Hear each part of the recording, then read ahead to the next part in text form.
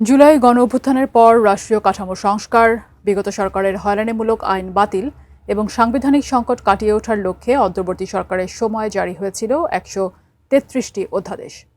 সংবিধান অনুযায়ী সংসদ অধিবেশন বসার ৩০ দিনের মধ্যে অধ্যাদেশগুলো পাশ করে আইনে পরিণত করতে হবে। তবে নতুন সরকার গঠনের পর সেই অধ্যাদেশগুলো ঘিরেই তৈরি হয়েছে অনিশ্চয়তা ও জটিলতা। এ নিয়ে বিস্তারিত জানাচ্ছেন মেহেদী হাসান।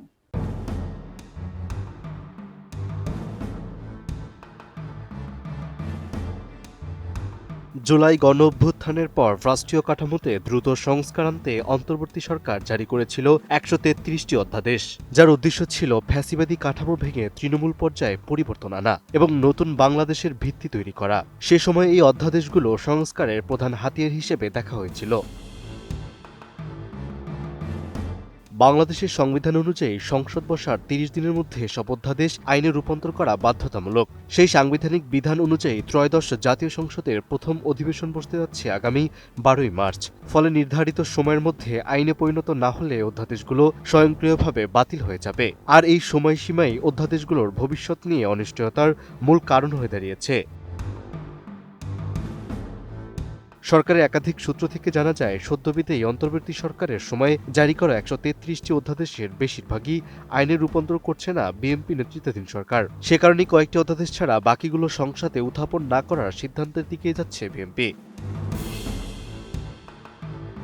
এদিকে সরকারের একাধিক সূত্র বলছে, অন্তর্বর্তী সরকারের সময় তড়িঘড়ি করে অনেক অধ্যাদেশ জারি করা হয়েছিল। ফলে কিছু অধ্যাদেশ আদৌ জরুরি প্রয়োজন ছিল কিনা সেই প্রশ্ন সামনে আসছে।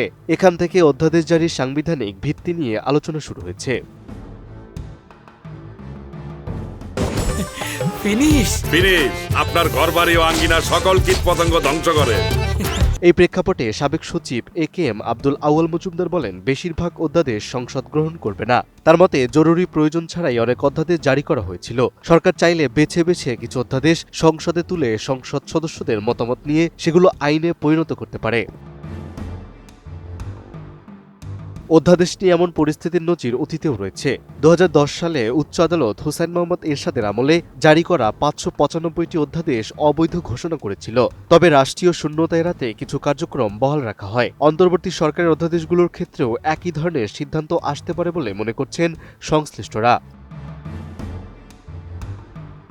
সব মিলিয়ে রাষ্ট্র সংস্কারের লক্ষ্য নিয়ে জারি করা ১৩৩টি অধ্যাদেশ এখন সাংবিধানিক সময়সীমার রাজনৈতিক সিদ্ধান্ত এবং আইনি প্রশ্নের মুখে। শেষ পর্যন্ত কোন অধ্যাদেশ আইনে পরিণত হবে আর কোনগুলো বাতিল করা হবে, সেই সিদ্ধান্তই নির্ধারণ করবে নতুন সরকার। মেহেদী হাসান, এটিএন নিউজ।